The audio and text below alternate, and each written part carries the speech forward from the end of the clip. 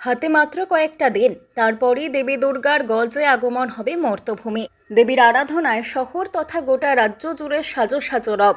প্রতিবারের মতো এবারও পিতৃপক্ষ অবসানের আগের দিন থেকে দুর্গাপূজার উদ্বোধন করবেন বাংলার মুখ্যমন্ত্রী মমতা বন্দ্যোপাধ্যায়। আগামী 20শে সেপ্টেম্বর মুখ্যমন্ত্রীর হাত ধরে শ্রীভূমি স্পোর্টিং ক্লাবের পুজোর উদ্বোধনের মধ্য দিয়ে শহরে প্যান্ডেল হপিং শুরু হয়ে যাবে। চিরাচরিত ভঙ্গিতে ভার্চুয়াল মাধ্যমেও অগণিত জেলার পুজো উদ্বোধন করবেন মুখ্যমন্ত্রী। উল্লেখ্য, গত বছর মুখ্যমন্ত্রীর উদ্বোধন করা জেলার পুজোর সংখ্যা ছাড়িয়েছিল 400-র গণ্ডি। স্বাভাবিকভাবে চলতি বছরে এই সংখ্যাটা আরও বাড়বে। মহালয়ার আগের দিন মুখ্যমন্ত্রীর পুজো উদ্বোধন নিয়ে প্রতিবারই বিতর্কের দানা বাঁধে বিরোধীরা। তাদের প্রশ্ন, পিতৃপক্ষে পুজোর উদ্বোধন কেন? যদিও এ প্রসঙ্গে গত বছরই ধর্ম সম্পর্কে তার জ্ঞানের পরিচয় দিয়ে মুখ্যমন্ত্রী শ্রীভূমি থেকে জানিয়েছিলেন, মহালয়ার আগে উৎসব উৎসারিত হয়, পুজো শুরু হয় না। প্রসঙ্গত, কলকাতার প্রায় সবকটি বড় পুজোর উদ্বোধনী করে থাকেন মুখ্যমন্ত্রী।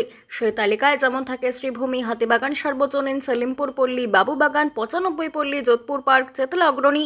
পাশাপাশি থাকে ভবানীপুর শীতলা মন্দির, Ekdalia evergreen, Singhi park, Ballygunge cultural, Samajsebi Sangha, Hindustan park, Shiva মন্দির, মদিয়ালি, বাদামতলা আশার সংঘ সহ প্রভৃতি।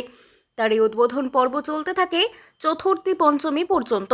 প্রত্যেক মণ্ডপ উদ্বোধন করেই ক্ষান্ত হন না মুখ্যমন্ত্রী। স্বভাবসিদ্ধ ভঙ্গিতে মণ্ডপ এবং প্রতিমা সজ্জার খুঁটিনাটি খতিয়েও দেখেন।